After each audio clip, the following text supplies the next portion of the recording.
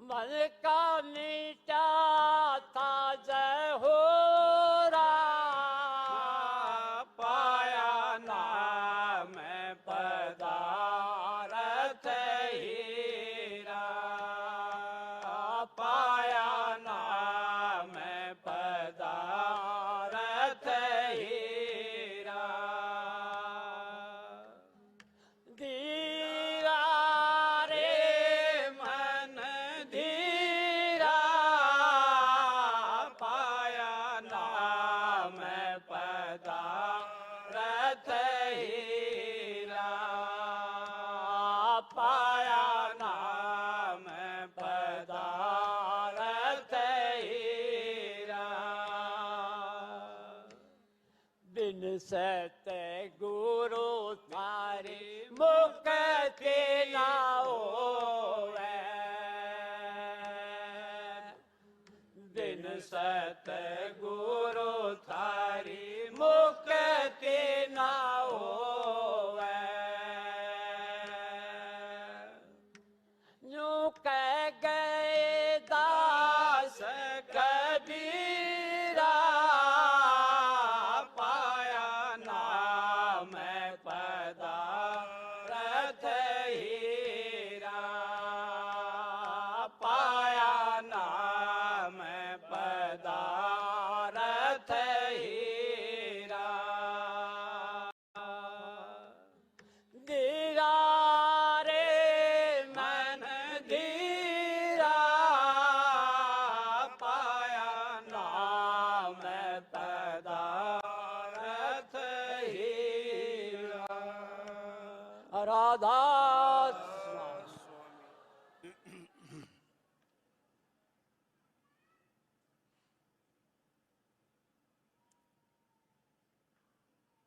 राधा स्वामी,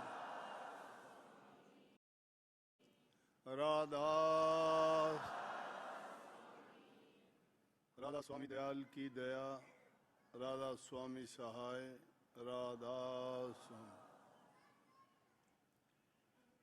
प्यारी साध संगत जियों, भाइयों बहनों, बच्चों, जितने भी आप सत्संग लाभ के लिए उपस्थित हुए हो, शांति से बैठ के सत्संग लाभ उठाएं। जयपुर आश्रम में साल में एक बार अपना सत्संग, दूसरे आश्रमों की तरह से यहाँ भी साल में एक बार अवसर जनरल सत्संग का होता है। वैसे तो आना जाना होता ही रहता है, परंतु विशेष रूप से इसी माह में ये बड़े सत्संग का आयोजन होता है। खुशी की बात है, सत्संग में आना भी चाहिए, लेकिन सत्संग को सुन के उन बातों को अपनाना भी चाहिए। सत्संग में जो वचन आपको सुनाए बताए जाते हैं, समझाए जाते हैं, बड़े तौल के, बड़े सोच के और बहुत तवज्जो दे के वो बातें आपको बताई जाती हैं, ताकि उन बातों को अपना के आप अपने जीवन में शांति, सुख और संतुष्टि पा सकें। परंतु वो लाभ अगर आप लेना चाहते हो तो आपको बातें अपने जीवन में ढालनी चाहिए, अपनानी चाहिए, माननी चाहिए। चाहे कोई सहज भाव से भी बात आपको बताई जाती है तो उसको मिथ्या नहीं सोचना, यूं ही नहीं सोचना कि इसके कोई मायने नहीं है। सत्संग की नियम कहो, सत्संग सुनने का, बैठने का उसमें तरीका कहो, कि तीन चीजें अगर आप ध्यान नहीं करते तो सत्संग में आपका आना बैठना बेकार होता है। ज्ञान सिर्फ जबान से नहीं मिलता, दर्शन करने से भी मिलता है। कई बार कुछ बातें कहने की जरूरत नहीं होती, आदमी उसको इशारों की भाषा में समझा देते हैं, बता देते हैं।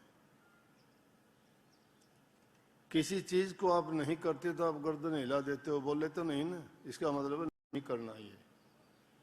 कई बार आप यूं हिला देते हो, इसका मतलब हाँ करो उस बात को, बोले नहीं ना, ये भी सत्संग है। कई बार आपकी आंखें क्रोध से गुस्से में लाल होके चेहरे को दूसरे ही ढंग का क्रोधी स्वभाव जब होगा तो चेहरा बदल जाता है। जब प्यार होता है तो आपका चेहरा, आंखें भी हंसने लग जाती हैं, आपके चेहरे के भाव बदल जाते हैं, वो भी भाषा है। और ये भाषा जो बोली जाती है तो यूं समझो कि बहुत ही जो लोग ना समझ हैं, जो किसी बात को बहुत कठिनता से ही मानते समझते होंगे, उनके लिए बोली जाती है। ये भाषा हमारा वार्तालाप का एक साधन है कि दूसरे के मन की बातों को जबान के द्वारा सुनते हैं और अपनी बातें जबान के द्वारा उनको बताते हैं, और इस तरह से जो बोलने चलने का सिलसिला, उनको समझने का, किसी बात की जानकारी के लिए सबसे उत्तम तरीका है। तो जो सत्संग में बातें बताई जाती हैं, मुख्य करके संतों ने, महापुरुषों ने फरमाया, सत्संग में आप जाके बैठते हो, दृष्टि आपकी सतगुरु के चेहरे पे होनी चाहिए। जिस प्रकार से कोई ड्राइवर गाड़ी चलाता है, कोई मशीन पे काम करता है, कोई लिखने का काम करता है, वो अगर सावधानी हटा देता है तो कुछ का कुछ लिखा जाएगा। गाड़ी चलाता है तो गाड़ी रास्ते से भटक के कहीं दूसरी जगह लग जाएगी। मशीन पे काम करता है तो कोई ना कोई दुर्घटना हो जाएगी। इसका मतलब यह है कि पहली चीज है कि उस चीज को गौर से देखो। तो सत्संग में जाते हो, सतगुरु की ओर टकटकी लगा के देखो। जैसे सपेरा जब बीन बजाता है तो सांप को डर लगता है कि तेरे को मारेगा। वो ये नहीं है कि उसके लहरे पर वो आशिक होके झूमता है, ये नहीं है कि वो डांस करता है। उसने अपनी दृष्टि उस चीज पे लगा रखी है कि ये चीज तेरे ऊपर आके गिरेगी, तुझे चोट पहुंचाएगी, इसलिए उसकी तरफ नजर रखता है। उसको कोई मतलब नहीं है। और जब उसको खतरा लगता है तो उस पर वो अपना वार भी करता है, लेकिन दृष्टि उस पर ऐसे जमाए रखता है कि पल के लिए भी दृष्टि नहीं हटाता। इस दृष्टि के कारण ही कछुआ समुद्र के अंदर बैठ के अंडे तो बाहर देता है, लेकिन बाहर बैठ के भी उन अंडों को वहीं से लेता है।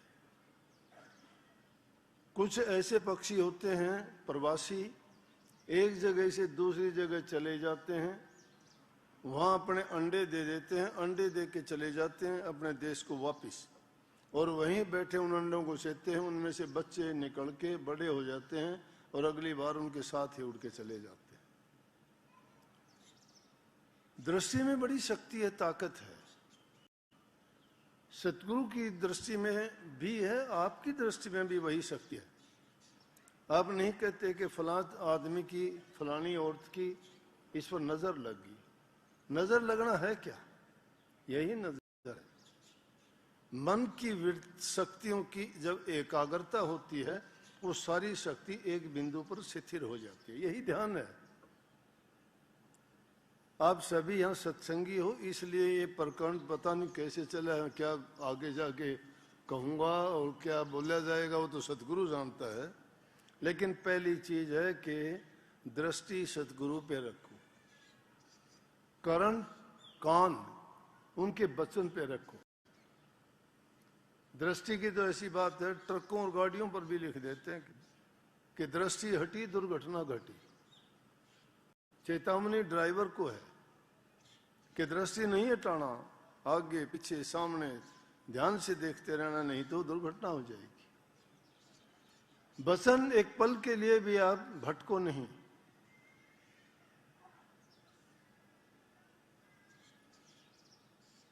उनकी कानों पर रखो, पूरा ध्यान अपने कानों पर केंद्रित करो। जो बोलते जाते हैं उनको बड़े गौर के साथ सुनो। और तीसरी चीज है, उसको सुन के अपने हृदय के अंदर गिन गिन के उनको रखो। मैं मेरी नहीं, स्वामी जी महाराज की वाणी है। उन्होंने उनको शब्द रूप में लिखी है, मैंने उनको यूं समझो कि दूसरे शब्दों में बताई है।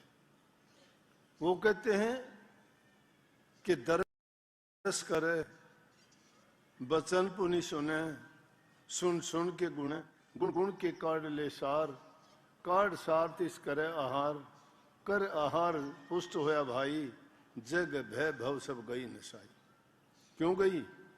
ध्यान से वचन को सुना, जहां कहीं भी जरूरत पड़ी वचन को याद किया। अभी आज की घटना ताजा बताता हूं। जब मैं चला तो चलने पे देखता हूं मैं ऐसी बातों को। एक ऐसा सुन हुआ कि मुझे लगा कि आज कोई न कोई अनहोनी घटना होगी। मैंने गाड़ी रोकी कुछ टाइम के लिए। मैंने सतगुरु से प्रार्थना की, जो मेरा तरीका होता है, मैंने बंदगी करके और प्रार्थना की कि खैर सुख रहे, कृपा करना। आगे आए तो जब वहाँ प्रिंस वो होटल है उसमें रुके चाय वगैरह लेने के लिए, मैंने इस हरिकेश को बोला कि कह दिया कि जितने भी हैं सबको ये बोल दो, सबको ठिकाने का पता है आश्रम का, सत्संग वहाँ होगा, कोई भी भाग दौड़ ना करे, जल्दी हो वो चला जाए, गाड़ियों का काम है, ऐसा ना करें कि कोई गलत बात हो जाए। ये आया, ये नहीं कि लापरवाही की हो, इसने एक एक को बुला के कह दिया कि ये हुक्म हुआ है। इनको लगी साधारण सी बात है।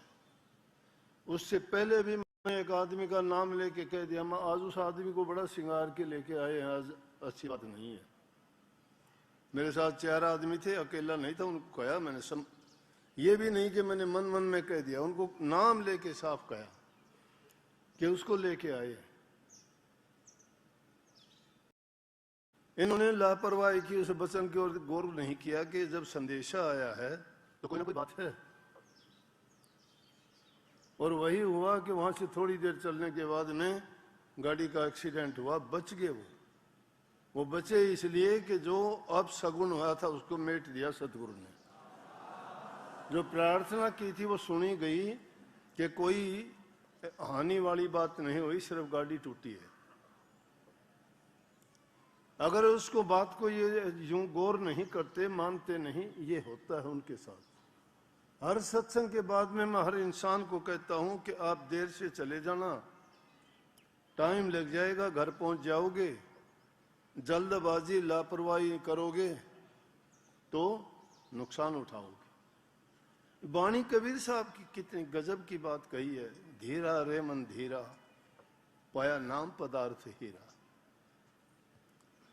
मन को सामने रख के कबीर साहब समझाते हैं कि अरे मन, धीरज रखो, धैर्य रखो, सब्र करो, जल्दबाजी से काम नहीं बनता। हमारे यहाँ कहावत है अपने देहात में कि गिद्दड़ की जल्दबाजी में बेर नहीं पकते, वो तो ऋतु आने पे पकेंगे। मालिक की रजा और मौज में रहना नहीं सीखते हम। मालिक के मन में जो कुछ और है, हमारे मन में कुछ और है। हमारे मन की सोची नहीं होती, प्रभु की चेती तत्काल होती है।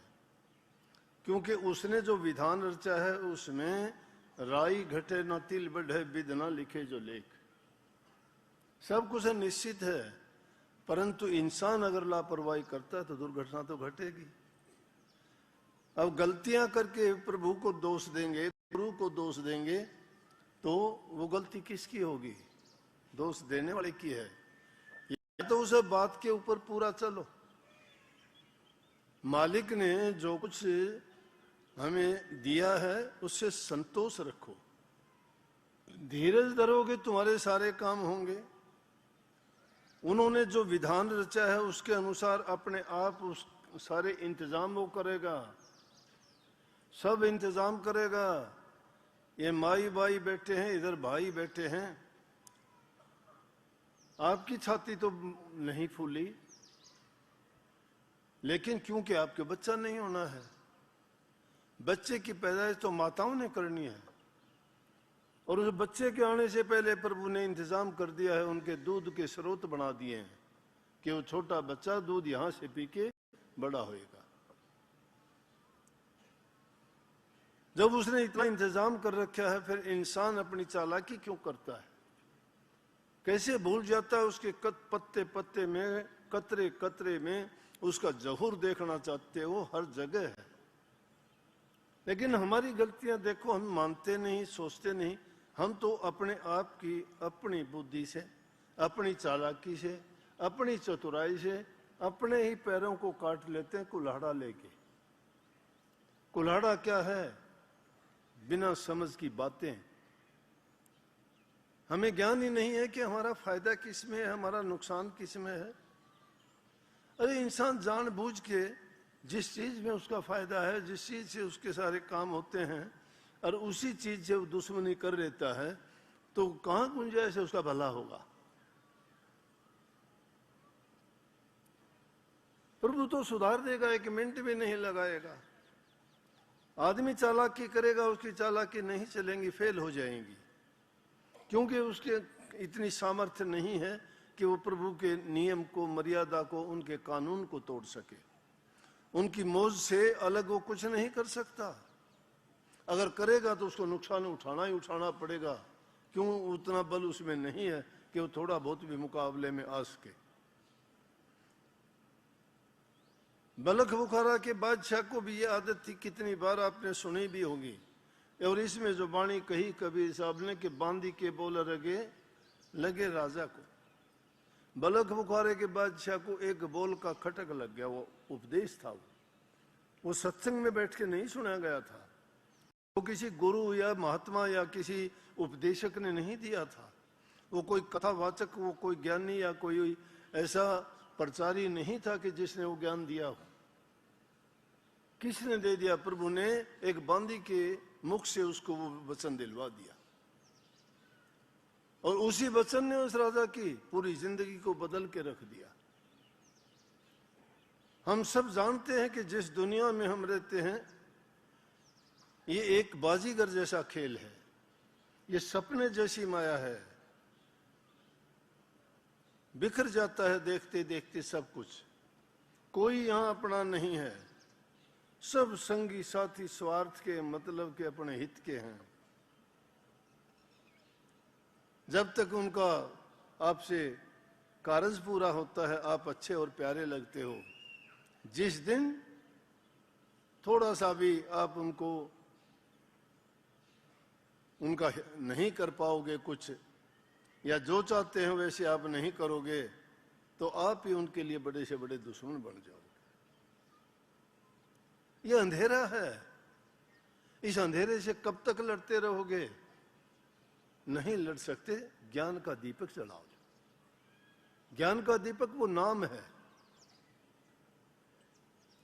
वो नाम जैसा काम कर दिया। इसीलिए बलख बुखारा के बादशाह ने उसी बांदी को अपना गुरु मान लिया। तो गुरु है मेरी। गुरु है कौन? गुरु वही है जो ज्ञान को मिटा दे। गुरु वो है जो हमारे पाप कर्मों से हमें बचा दे। गुरु वो है जो हमें सही रास्ता दिखा दे। ये गुरु गुरु गुरु तमाशा नहीं है। गुरु गुरु का ढोल पीटते हैं, न गुरुवाई, न नाम, न भक्ति, न युक्ति, न शक्ति, न कमाई, न त्याग, न तप, न कोई उनके पास साधना। और जिसने कुछ साधन नहीं किया, तप नहीं किया, कोई नाम की कमाई नहीं की, कैसा गुरु? यूं तो सब गुरु हैं। माँ भी गुरु है, पिता भी गुरु भी गुरु है, अध्यापक भी गुरु है, कोई काम कारोबार सिखा देता है वो भी गुरु है, उनसे भी हमें ज्ञान तो मिलता ही है। सतगुरु तो एक ही मिलता है जो हमें अध्यात्म, जो इस रूह का इस संसार से सदा के लिए छुटकारा करवा दे, वो सतगुरु होता है। और उस सतगुरु के उपदेश को अगर हम पूरी तरह से अपने जीवन में ढाल लें, उतार लें, तो वो जीवन उसका सफल हो जाता है।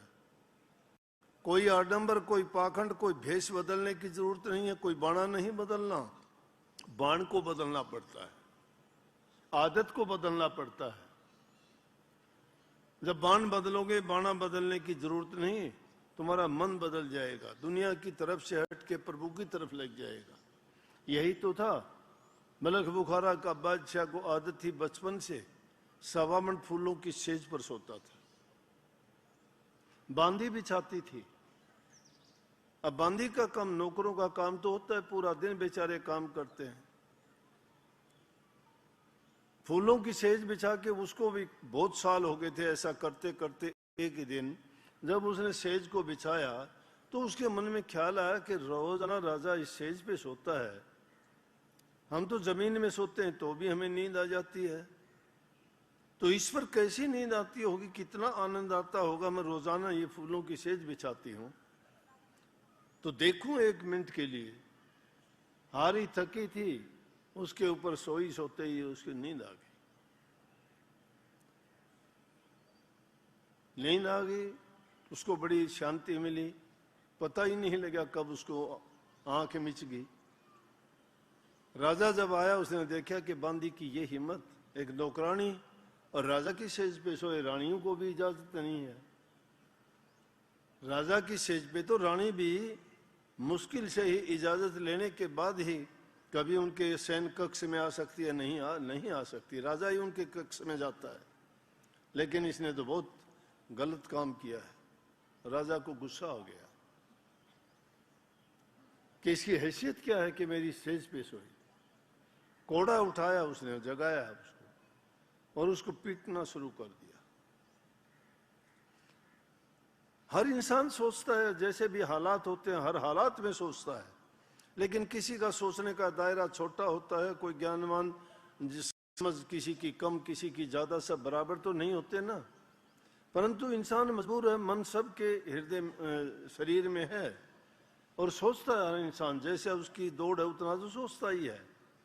जिसको जितना ज्ञान है उतनी ही तो बात करेगा।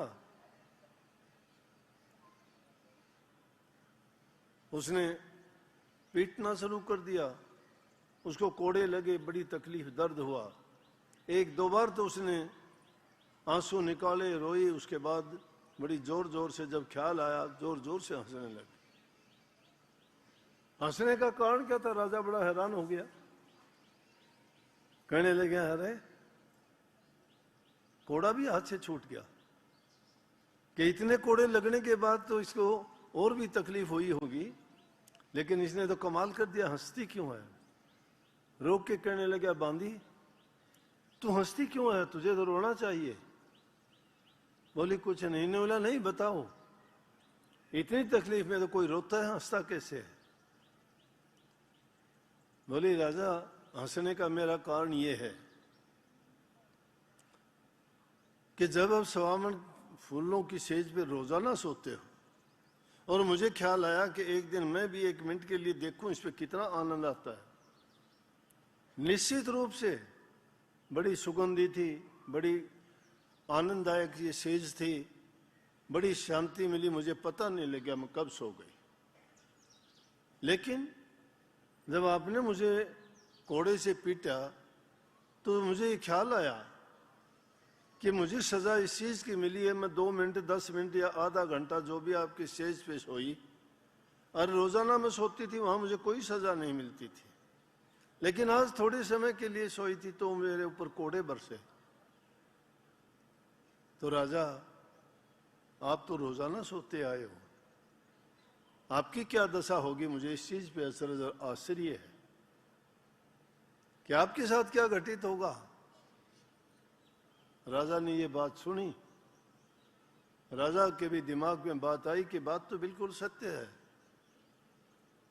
और वो भी बात सत्य कहां से आई है, देखो ये बांदी ने एकदम जो उसका ख्यालात बदला राजा का, तो राजा ने बांदी की तरफ हाथ जोड़ दिए, कहने लगे बांदी तू नौकरानी और बांदी नहीं है, सेविका नहीं है, तुमने आज एक गुरु का काम कर दिया। गुरु जो काम करता है आपने वो काम मेरे लिए किया। गुरु क्या करता है? गुरु उपदेश ही तो देता है, जिसको मान के शिष्य उस उपदेश के अनुसार काम करता है तो पाप कर्म से बच जाता है, पुण्य कर्मों में लग जाता है, दूसरे के हित की बात करता है, कोई निंदा चुगली बुराइयां नहीं करता, वो सेवा करता है, प्रभु भक्ति में मन लगाता है और अपने जीवन को सफल करता है। तुमने भी मेरे जीवन का रास्ता ही तो बदल दिया है, ये गुरु का ही तो काम है। उसको तो ढूंढने के लिए मुझे पता नहीं जाना पड़ता, जाता या नहीं जाता, वो अवसर मुझे मिलता या नहीं मिलता, लेकिन ये प्रभु की इच्छा और मर्जी है कि देखो मुझे यहाँ बैठे बैठाए ही आपको एक गुरु के तरह से मुझे उपदेश दिला दिया कि ये काम में तेरे लिए नहीं है। इसीलिए उन्होंने उसी दिन से राजकाज को दिमाग घूम गया कि मैं लोगों को सजा देता हूं, मैं ऐसा आराम करता हूं, मैं इतनी रानियां भोगता हूं, मुझे हर प्रकार की सुख सुविधा है, लेकिन जीवन का अंत क्या होगा? आखिर ये जीवन मिला था तो किस लिए मिला था? लक्ष्य क्या है? जब ये बातें उनके ख्यालात में मन में आई तो उन्होंने सोचा कि ये साधु संत फकीर किस लिए घर छोड़ देते हैं, किस लिए ये खान पान छोड़ देते हैं, किस लिए ये इंद्रियों का दमन करते हैं, किस लिए इतना घोर तपस्या और इतने कठोर ये व्रत रखते हैं, तन से कपड़ा नहीं ओढ़ते, खाने के लिए इनको कोई जिब्बा का स्वाद नहीं होता, जीने के लिए इनको कोई खुशी शांति आराम नहीं चाहिए, घूमते रमते रहते हैं और फिर भी ये मस्त रहते हैं। आखिर इनका मतलब क्या है? और जब उसकी समझ में आई कि इससे भी जो दुनियादारी के रस और आनंद है उससे भी कोई बड़ी चीज है जिसमें इससे गहरा आनंद और मजा है, तो उस चीज को प्राप्त करने के लिए इन लोगों ने प्रयत्न किया है और ये दुनिया की जो सुख सुविधा आराम है उनका त्याग करके उसी को ये प्राप्त कर लेते हैं, तो इनको बेपरवाह हो जाते हैं, संतोष और शांति इनको आ जाती है और इनको जरूरत ही नहीं है इन चीजों की। तो मैं इन महलों में इस धन दौलत का, इस राजकाज का क्या करूंगा? ये झूठी बढ़ाई है। उसी दिन से राजा ने राजकाज को छोड़ दिया। ये तो एक उदाहरण है, बातें इसमें अनेक आई, सब कही, नामदेव की कही, सैन भगत की इसमें कही, और भी दूसरे कई आए होंगी चीजें ऐसे, लेकिन एक ही चीज काफी है कि सिर्फ बदल जाने का नाम तो है। अगर हम पलट जाएं दुनियादारी की तरफ से, हमारा मन जो लगा हुआ है विषयों में, विषयों से उदास नहीं है, विषय से जो रहे उदासा, परमार्थ की जामन आशा, धन संतान प्रीत न जाके, खोजत फिर साथ गुरु जाके। विषय से जो रहे उदासा, विषयों के कीड़े बन जाते हैं हम, हमारी सोच नहीं सुधरती है, सोच नहीं सुधरती है। जब लग जरा रोग नहीं आया, तब लग काल गिरसी नहीं काया, जब लग विकल बही नहीं बाणी, भजले रे मन सारंग पानी, अब नहीं भजसी भजसी कब भाई, अब अंत न भजिया जाई, ये तेरी ओसर ये तेरी वार, फिर नहीं पावे ऐसी सार। फिर ऐसा मौका नहीं मिलना। लेकिन कब?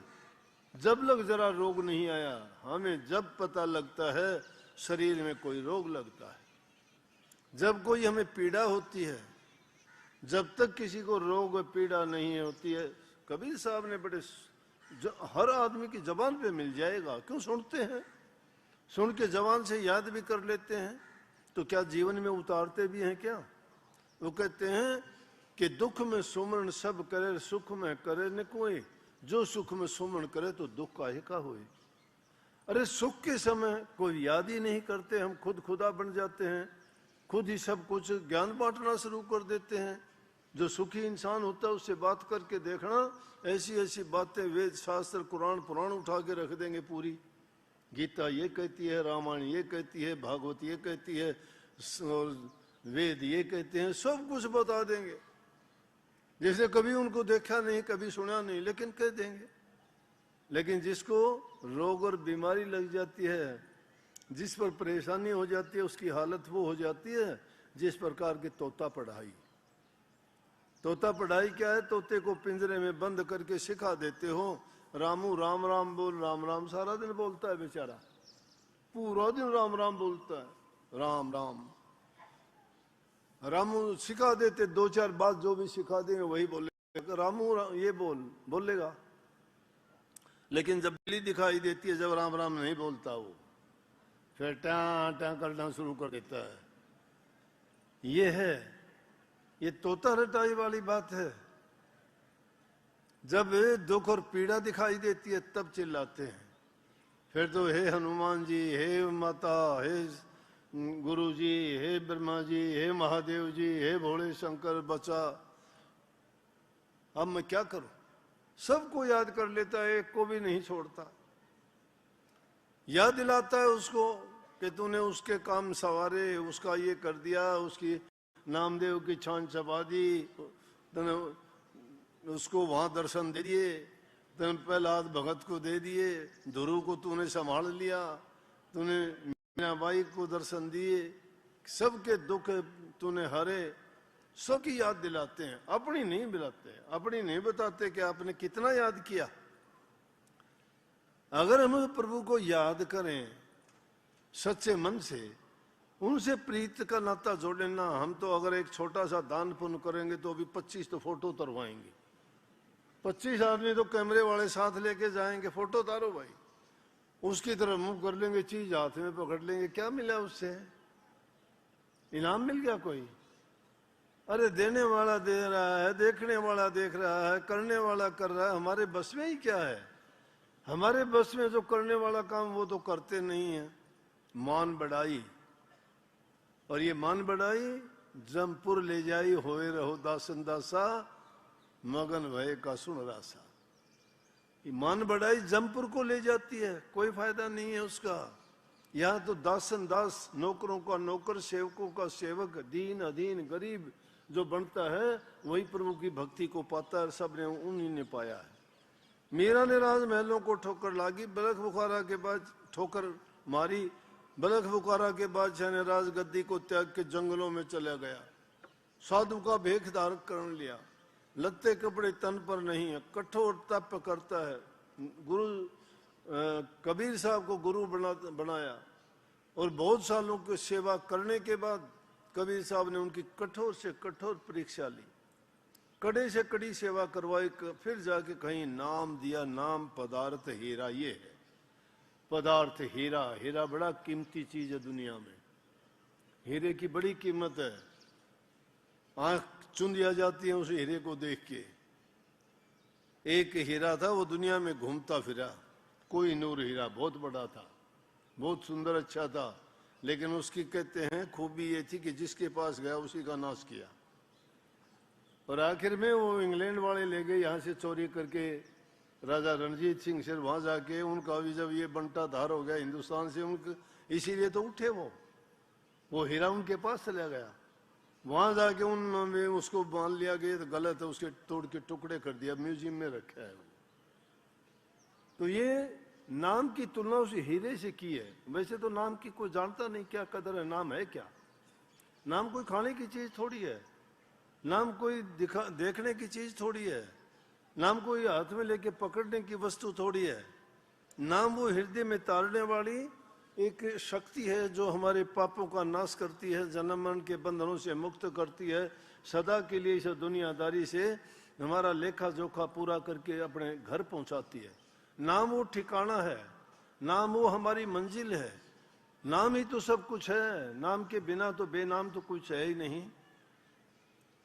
और इसीलिए संतों ने कहा बेनामी बेगाम के बेतन मारा शहर उबट गेली में चला जो चला हमारी गेल।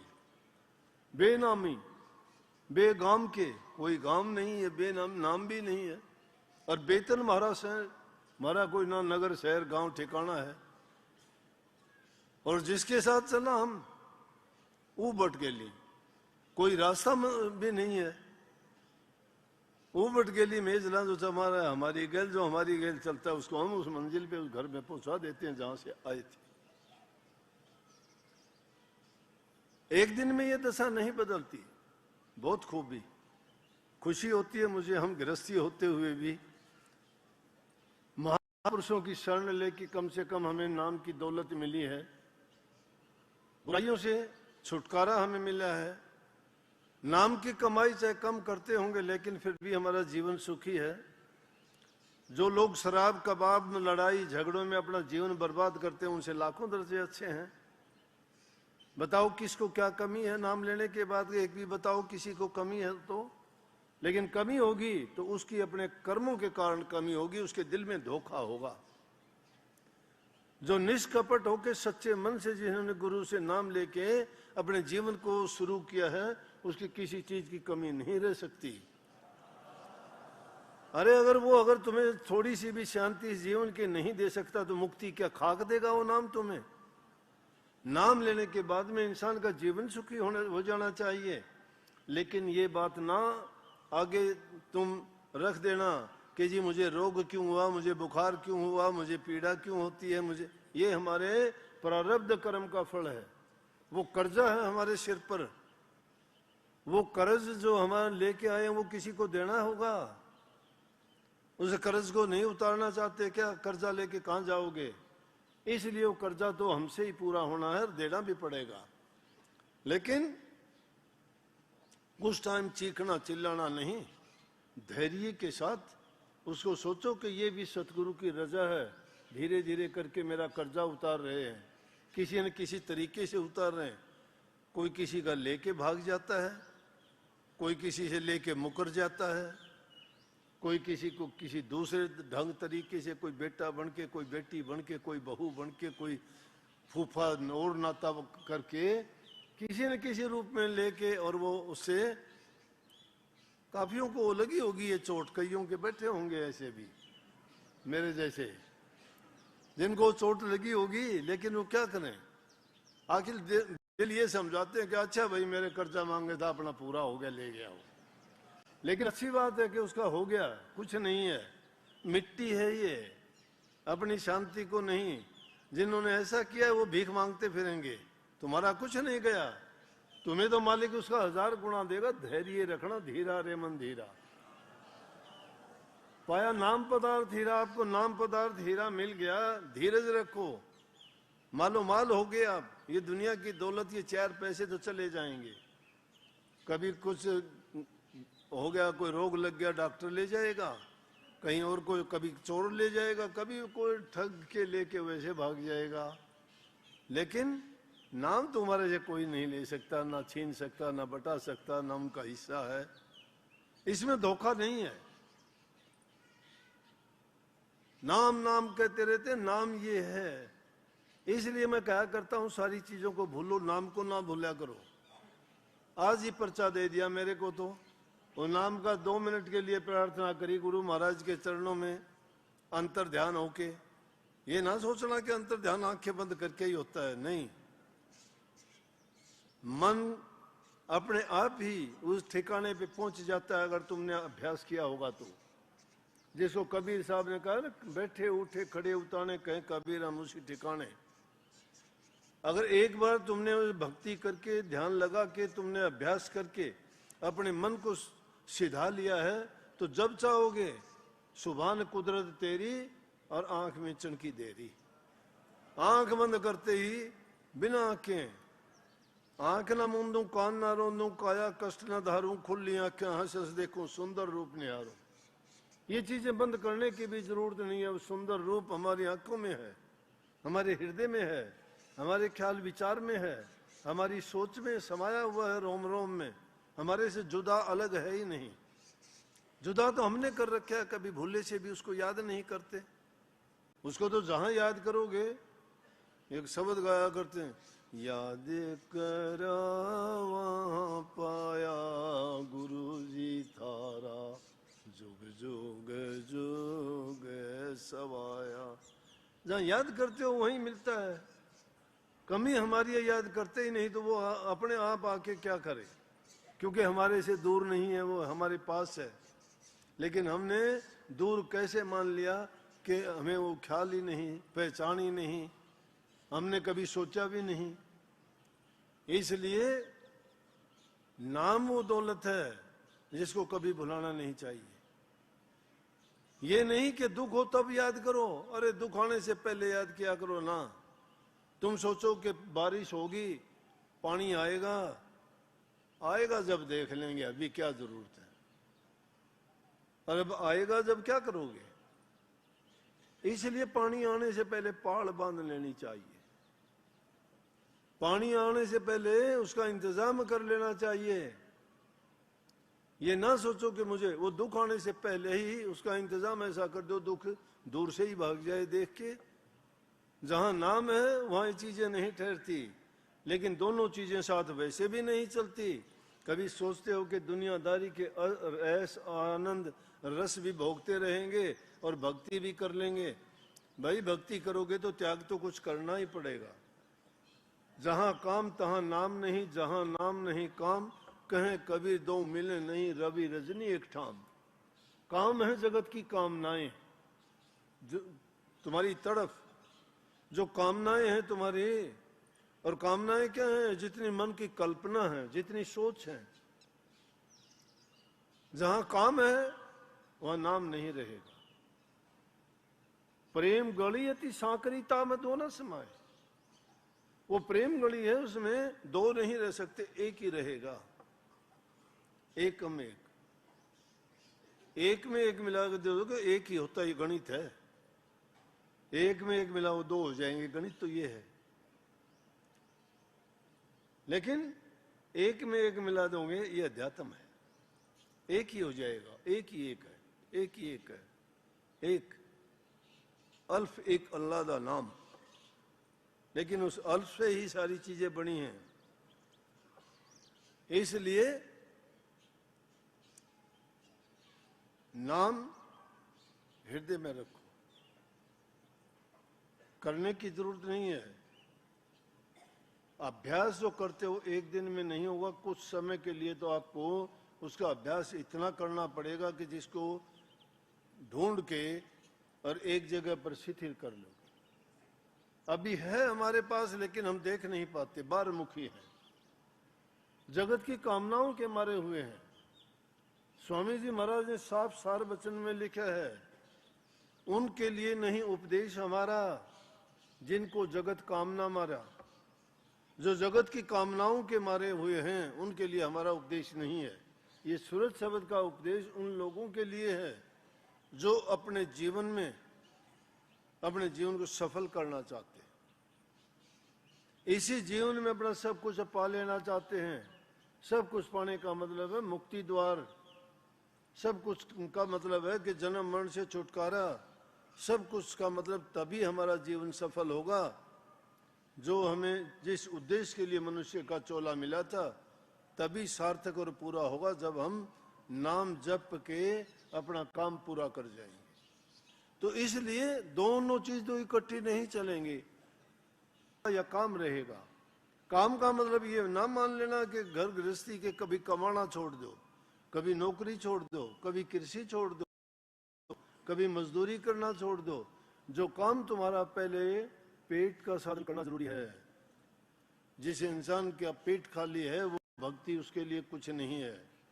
वो दूसरी बात नहीं सोच सकता, उसको दो रोटी चाहिए। ये जीवन की जरूरत है। प्यासे को पानी चाहिए, भूखे को रोटी चाहिए, बीमार को दवाई चाहिए, अंधे को आंखें चाहिए और दुखी आदमी को शांति चाहिए। हम सब दुखी हैं, पीड़ित हैं जन्म मरण के रोग से, और हमें इलाज चाहिए वो नाम का। और उसके वैद्य डॉक्टर हकीम है सतगुरु, और सतगुरु के पास जब गए हैं तो सतगुरु नाम की दवाई देते हैं, नाम रूपी दवाई देते हैं जो सब रोगों का इलाज करती है। वो देहिक देविक और आदि जो देवी रोग से सबका इलाज नाम में है। इसलिए समझते जब हैं जब हमारे सिर के ऊपर पहाड़ टूटता है दुख का, और जब तक दुख नहीं आता तब तक तो मस्त रहते हैं, भूले रहते हैं।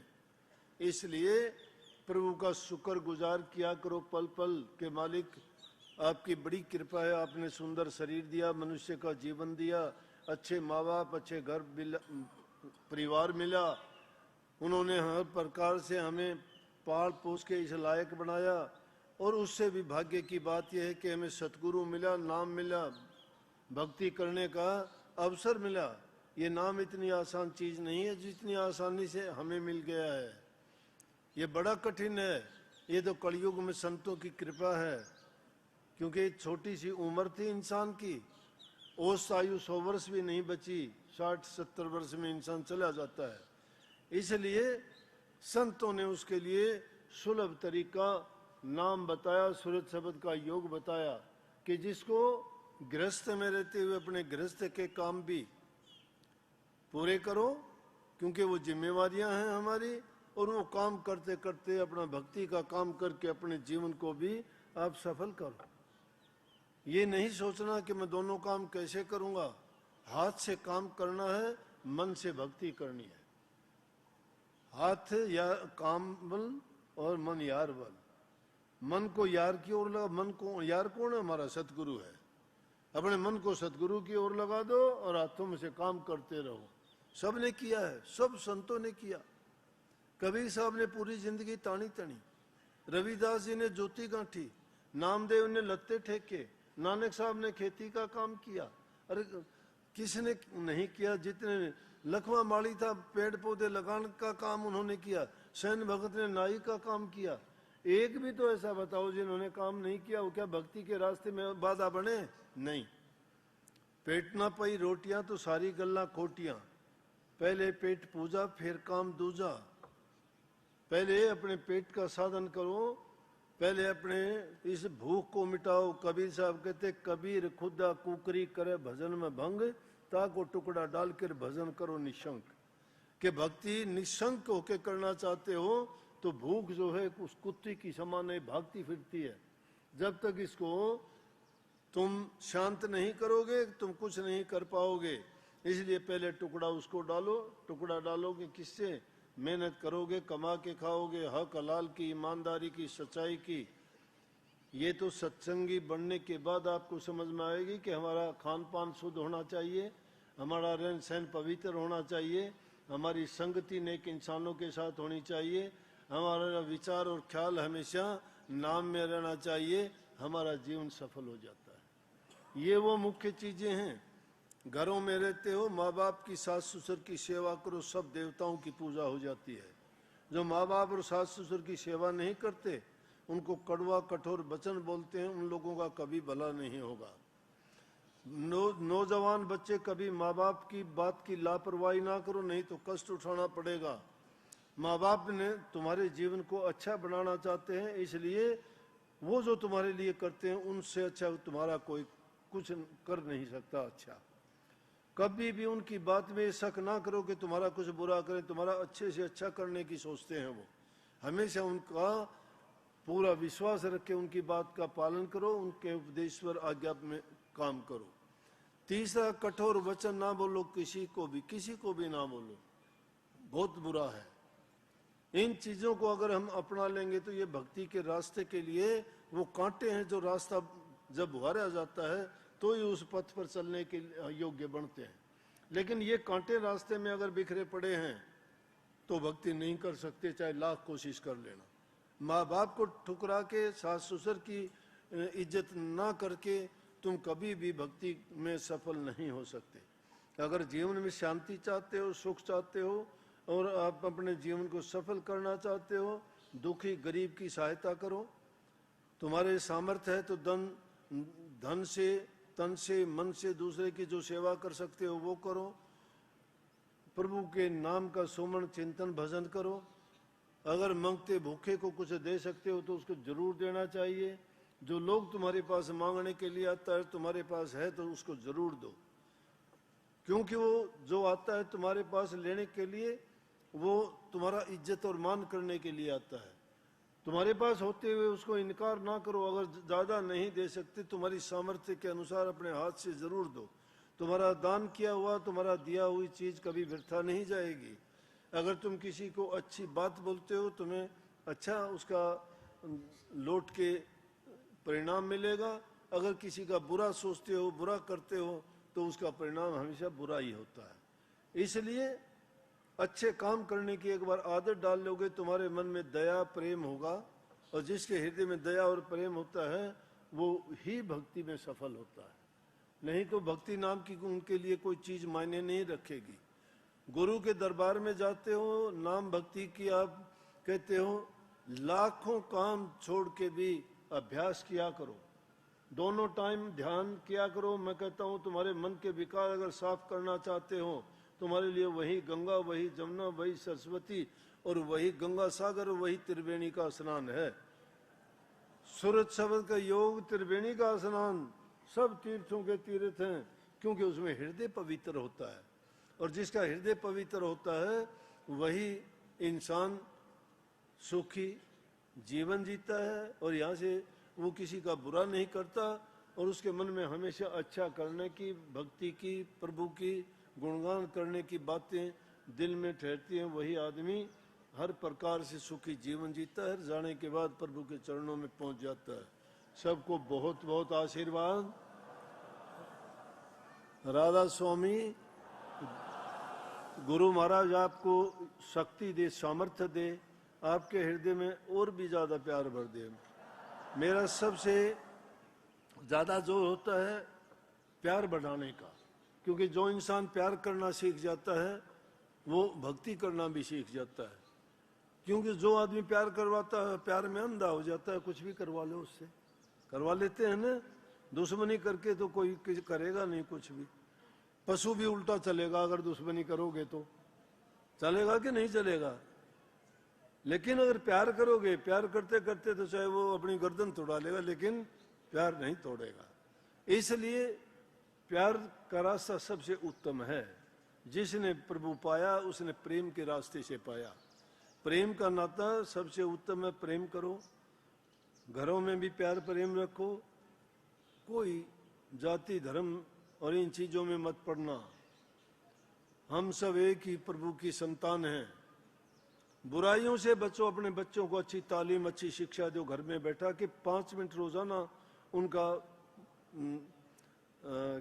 क्लास लिया करो, उनसे पूछा करो उसने क्या किया है, कहाँ जाता है, कहाँ बैठता है। ऐसा तो नहीं कि कहीं बुरी संगति में बैठना शुरू कर दिया, ऐसा तो नहीं कि उसने कोई बुरी आदत लगा ली।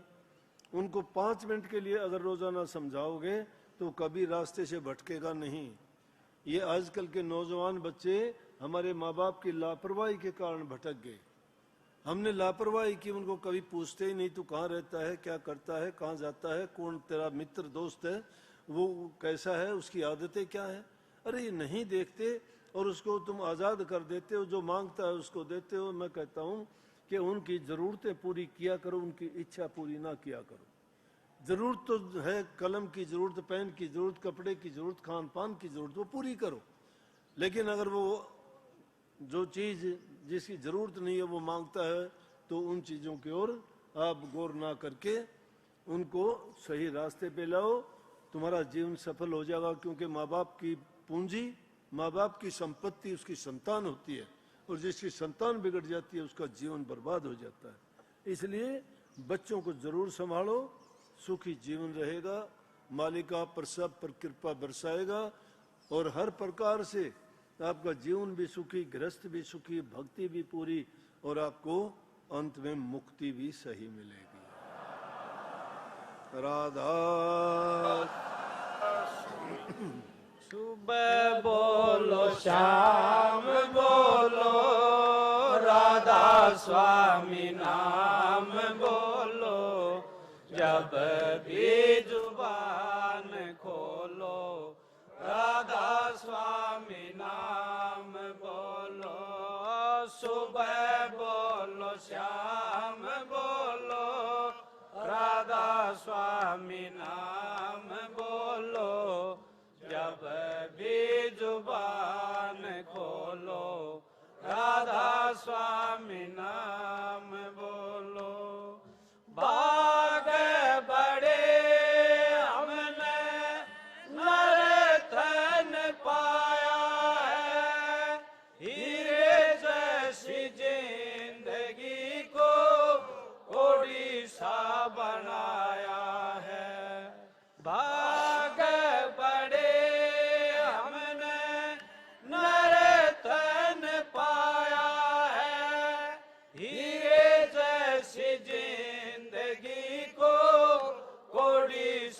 बनाया है।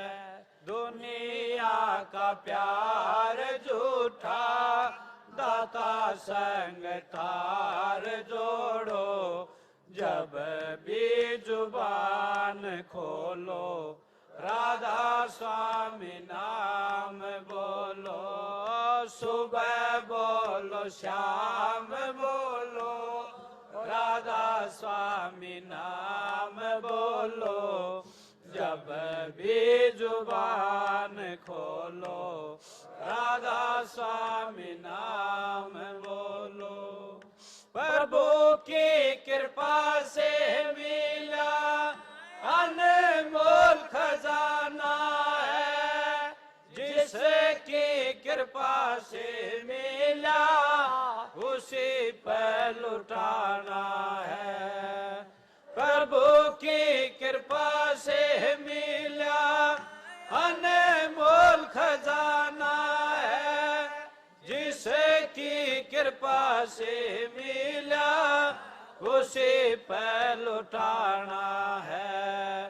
एक पल न जाए खाली, ध्यान में मगन हो।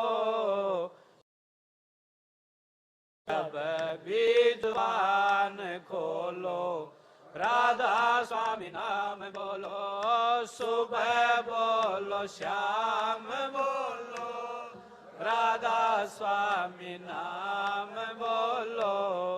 जब भी जुबान खोलो, राधा स्वामी नाम बोलो। दुनिया से जोड़े हमने सब झूठे नाते हैं। एक सच्चा सतगुरु साथी और छोड़ जाते हैं। दुनिया से जोड़े हमने सब झूठे नाते हैं। एक सच्चा सतगुरु साथी और छोड़ जाते हैं। कभी ना जो साथ छोड़े, उसी संग साथ जोड़ो।